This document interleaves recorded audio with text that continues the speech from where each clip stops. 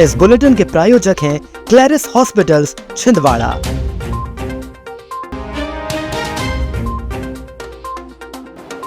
बगैर परमिशन चल रहा था फर्नीचर का कारखाना, वन विभाग ने की कार्यवाही।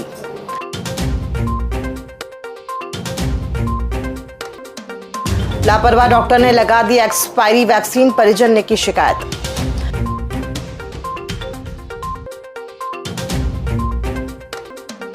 भाजपा जिलाध्यक्ष शेषराव यादव ने अहमदाबाद हवाई दुर्घटना के मृतकों को दी श्रद्धांजलि।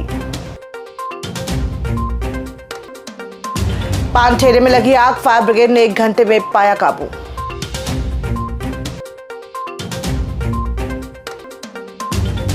और छिंदवाड़ा नगर निगम का स्वच्छता जागरूकता अभियान जोरों पर।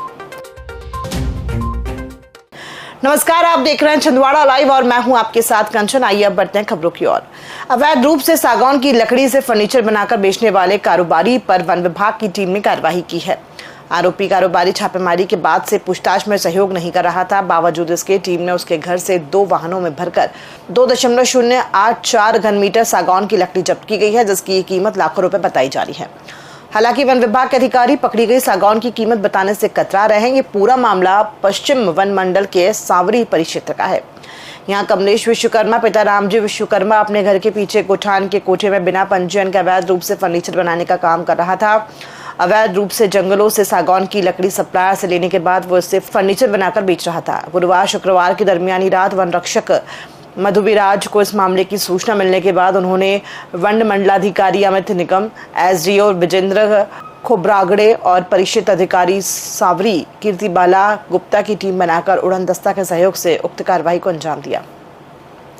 स्टेशन रोड स्थित मलिक नर्सिंग होम में लापरवाही का मामला सामने आया है। दरअसल नोनिया करबल निवासी अनीस मंसूरी अपनी 3 वर्षीय बेटी को फ्लू का वैक्सीन लगवाने मलिक नर्सिंग होम गए हुए थे, जहां डॉक्टर विनम्र पी मलिक द्वारा लापरवाही पूर्वक एक्सपायरी डेट की वैक्सीन लगा दी गई। जब पिता द्वारा उनसे पूछा गया कि उन्होंने ऐसा क्यों किया, तो डॉक्टर ने जवाब देते हुए कहा कि ऐसा होता रहता है, पहले भी मैंने कई बच्चों को इस प्रकार की वैक्सीन लगा चुका हूं, कुछ नहीं होता।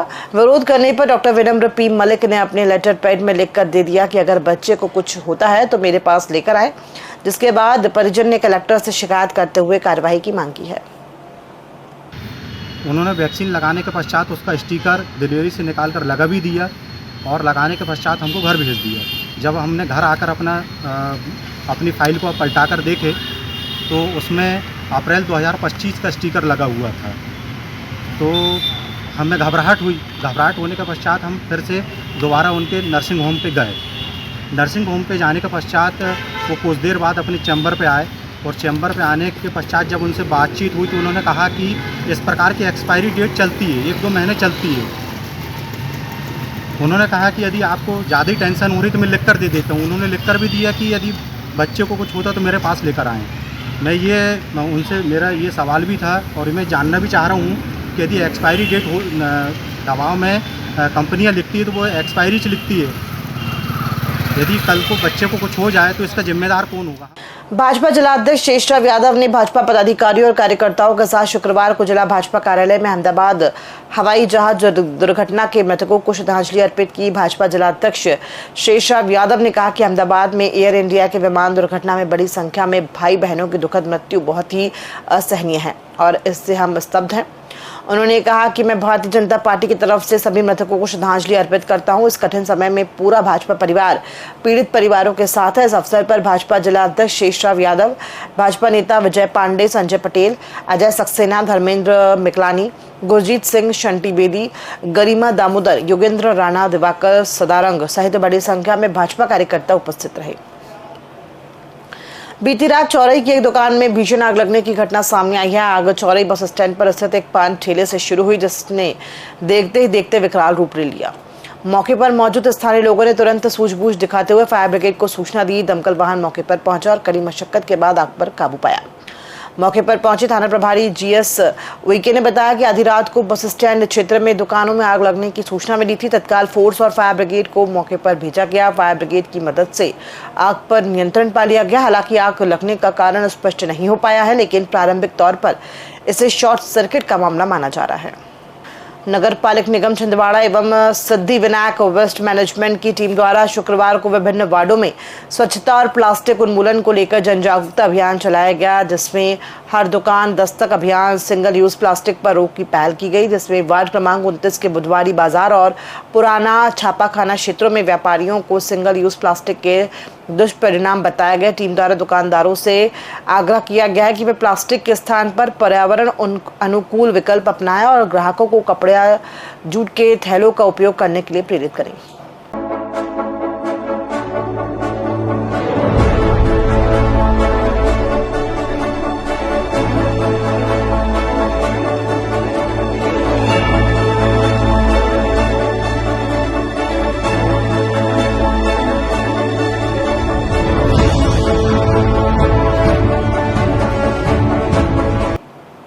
नगर निगम की टीम पर अतिक्रमण हटाने की कार्यवाही पर व्यापारी सवाल उठा रहे हैं। दरअसल निगम अमले द्वारा जिन व्यापारियों का अतिक्रमण हटाया गया, उन व्यापारियों का कहना है कि टीम द्वारा दुकान के आगे 3 शेडों को बिना मतलब तोड़ा गया है। अब बारिश का मौसम है, बारिश का पानी दुकानों के अंदर आता है, इस वजह से दुकानों के आगे 3 शेड लगाया गया था, लेकिन अतिक्रमण टीम द्वारा बिना सोचे समझे 3 शेड तोड़ा गया है।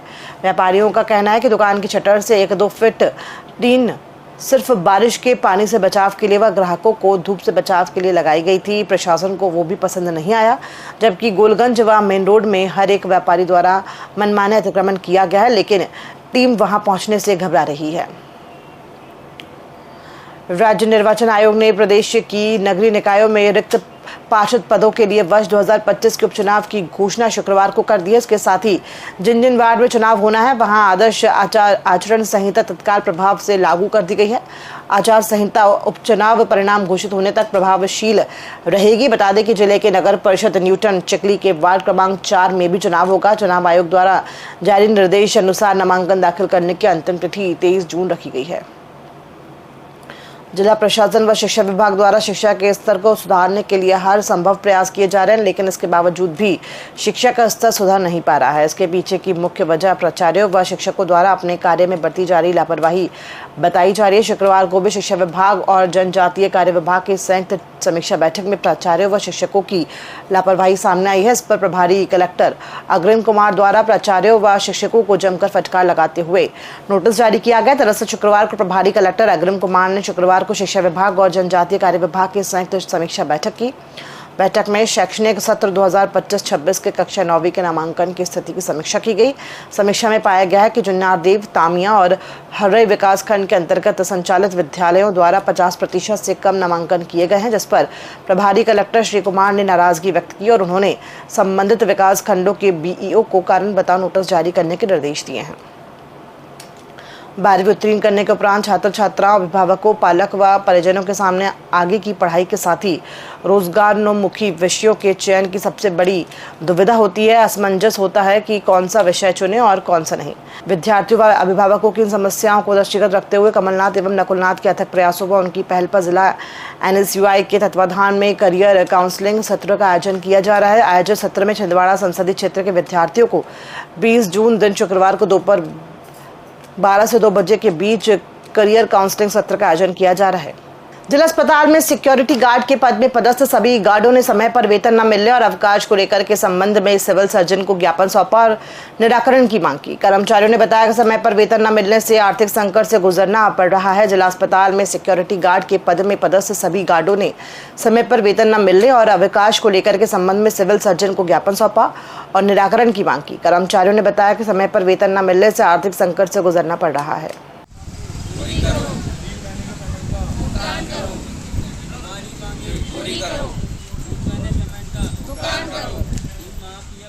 13 सुरक्षा कर्मी गार्ड तैनात है, जो इनका विगत 3 माह से पेमेंट नहीं हो पा रही है।